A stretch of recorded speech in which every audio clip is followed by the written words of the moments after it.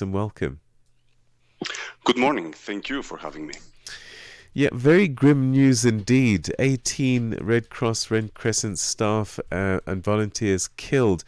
And that's not even talking about those who have been injured in the process. Do we know what's caused this rise in numbers?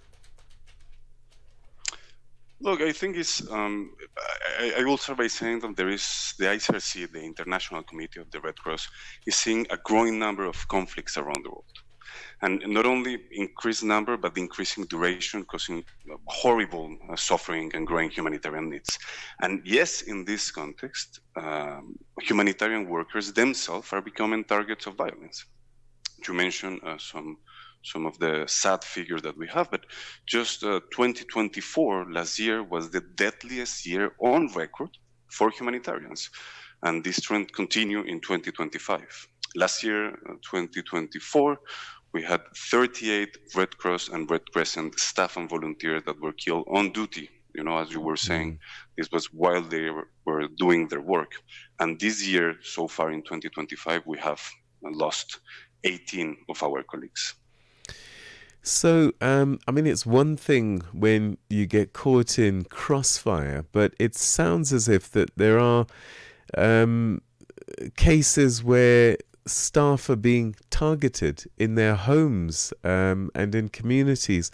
What does it tell us about, I don't know, the way that these perpetrators are viewing things like humanitarian law? Look, there is these attacks are not happening in a void. They are an expression of today's shrinking humanitarian space. They are part, unfortunately, of a larger trend of disregard to international humanitarian law, to the principles of humanitarian work, and they are being instrumentalized in many cases with the aid.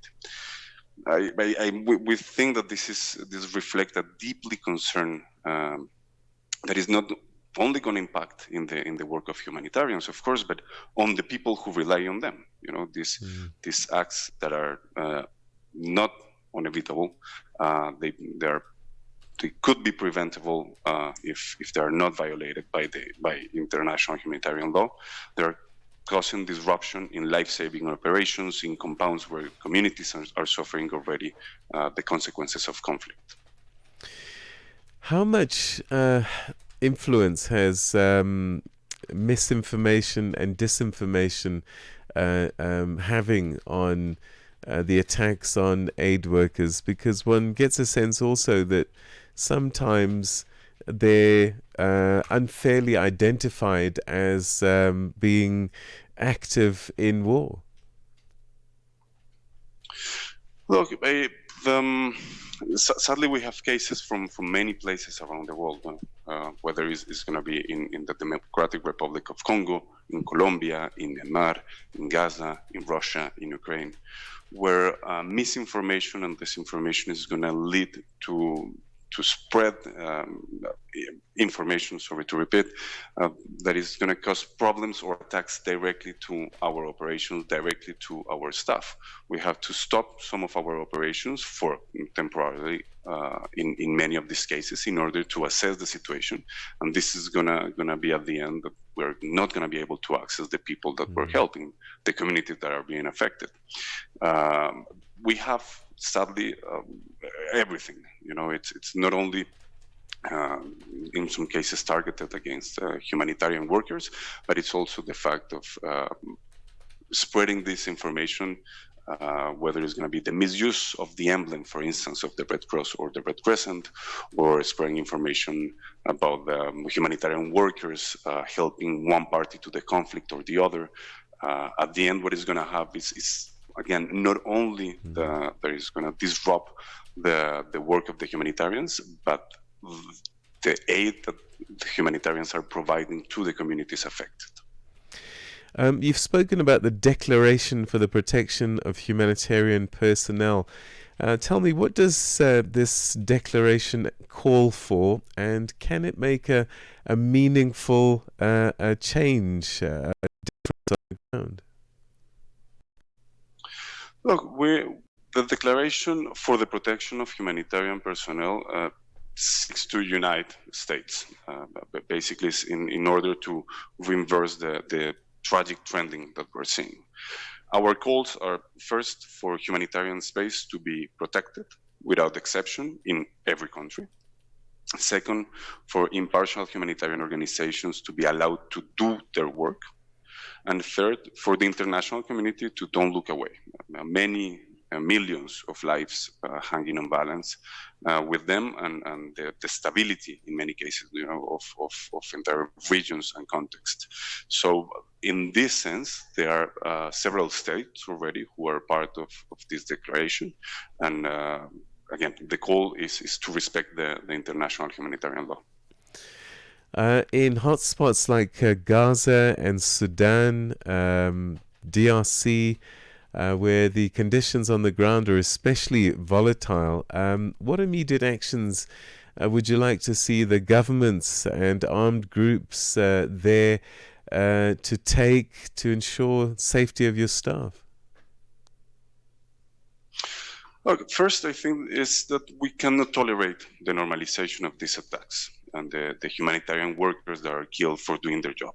This should not, we should not get used to counting the numbers of colleagues who have been killed for helping others. Now, states and parties to conflict, their direct responsibility for protecting all humanitarian personnel, because the international humanitarian law requires them not only to always protect them, to respect them, but also to protect them. This concretely means to refrain from attacks, from threats, from interfering in their work. And this responsibility, and I think this is a key point here, includes using their influence, states or party to the conflicts, to ensure that others, including partners or allies, also comply with these obligations. In a short sentence will be to be able to do our work, to have the access to assist these people that are already in conditions of extremely sufferings caused by armed conflict and violence. Beyond armed actors, what responsibility do you see as host governments having to create an environment where humanitarian organizations can operate without fear of obstruction and harassment? Look, I think will be the same. The Geneva Conventions, the international humanitarian law, not this treaty of laws, this body of laws, is the one that has been signed by every state in the world. Is the one agreement, the one thing that we all agree on. And in this sense, there is the responsibility of the states. Concrete actions, once again, will be to influence the parties to the conflict, for instance, to respect and to comply with these obligations. And in this sense, yes, all states must have it, but specifically for parties to the conflict to respect and protect the humanitarian personnel. This, once again, is mainly the responsibility of states and parties to the conflict. And perhaps finally, for those listening today, how can ordinary people, whether through advocacy, awareness, or support, help protect humanitarian workers who are risking their lives to save others? Well, as part of the international Red Cross and Red Crescent movement, it's the biggest humanitarian network in the world. The International Federation of the Red Cross, the International Committee of the Red Cross, calls for action of protection of humanitarian workers and the people they serve. Now, again, even if the responsibility is to states and to parties to conflict and the stakeholders, to uphold and to enforce this protection, the visibility of humanitarian work, the fact that we can show what we do, and that is clear in order for their parties to accept the work that we do, it's going to help us to do the work. Every time that we are coherent between what we do and what we say, we create this trust at the end in order to be able to do our work.